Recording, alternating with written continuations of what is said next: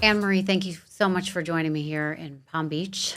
Thank you, Rachel, for having me. Of course. So I want to paint a picture for the people that are listening or watching about life quite a while ago, but when you were a mother of 3 children and you were married and then you were not, you were a single mother, but kind of talk about your kids' childhood, what it was like for you, your family, and for them. Well, I have 3 children, Richard, Nick, and Catherine. And it was, the busy house of the 3 kids. But Richard really kind of got into a lot of trouble and a lot of shenanigans. And so... Like so many kids do. Like so many kids do. But and at first, I really didn't think much of it because I thought, he's a boy, they do these things. But as he grew older, the chaos kind of came into his life.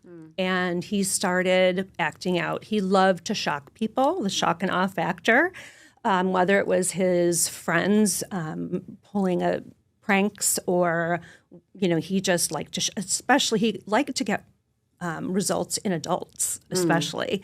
So he would say shocking things or do shocking things. And, after a while, I started to get concerned that maybe I needed to get professional help for him. Right. So wait, before you get into that, what was the age difference in the children? Tell us where you lived, that kind of thing. How old you were or how the kids were when the divorce happened?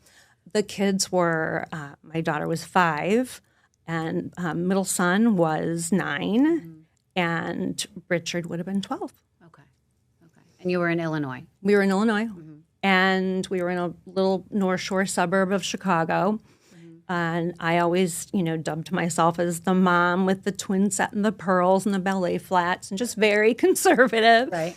But very, very happy. I was a single mom for 5 years. Yeah. In those years, we had a peaceful home and it was always stocked with everything they needed. Right.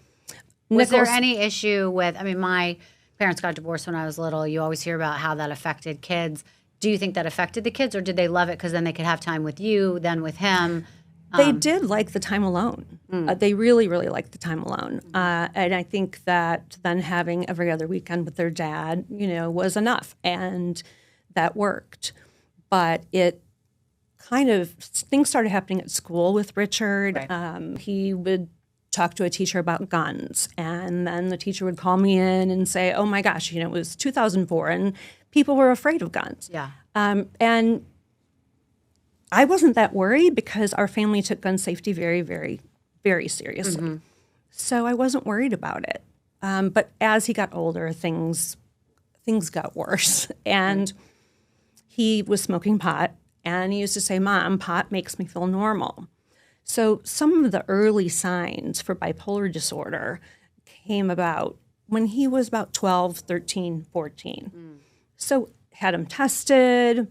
School was a trigger. He had ADD. He had, lots of anxiety.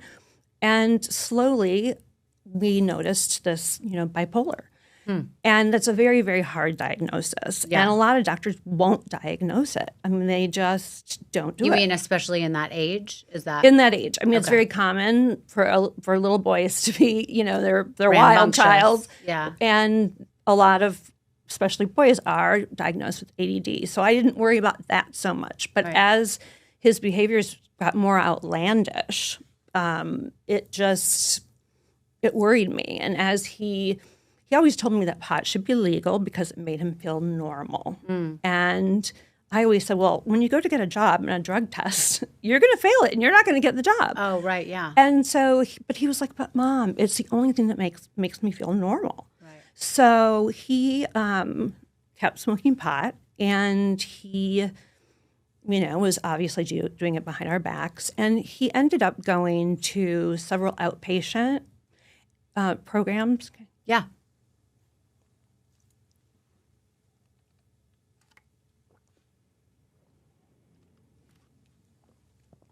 He ended up going to outpatient programs, inpatient programs, because pot was really, he was addicted to smoking pot. Right. And that just wasn't legal. And when you put him in those programs, was he against it? Was he like, I need this? Like He how? was so against it. Yeah. Really, really against it. I would take him, he would be acting, there was one time when he was acting very strange in the car, and he started, I didn't know what he was on, and he was like beating the window and beating the door, and I just drove to the hospital.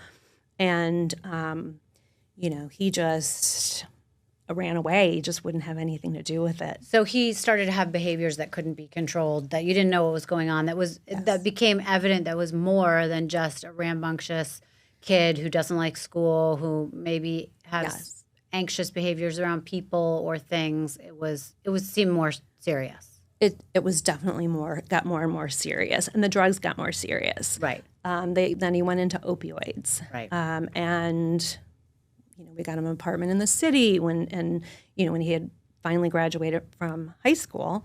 We got him an apartment in the city, and he was supposedly going to college and taking classes, and he never attended. But school was a huge trigger for him, like it is for so many.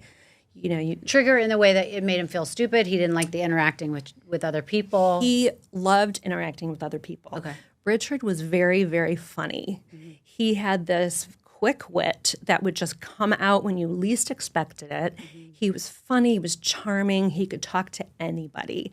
And he was Ralph Lauren model good looking. But he had no idea. Right. He absolutely had no idea. His self-esteem didn't feel that way. It didn't. Yeah. No, it didn't. So he went to 4 woods programs, the wilderness programs, which is like camping therapy, but can be a little intense. Are these the ones where somebody would kidnap you and take you where you don't know what's happening, and you go for 21 days, and at the end they really feel great about it, but at the beginning they didn't know where they were going, or he knew that these were things he was going to do? He knew these were things he was going to do. Okay. One time, the first time he went to wilderness therapy, he actually was in a psych ward. And because he was on a drug and he was, again, just acting very, very strange, I was very concerned and took him. And then that's where a couple guys came and took him to a rehab. Right. And unfortunately, it sounds really, really harsh, but when you're a mother who is just looking for all the answers and tirelessly research, whenever things would turn upside down, it was, okay, is there another rehab? Is there another therapeutic boarding school? But no matter where he went, he always wanted to come home. Yeah. And he never wanted to be there.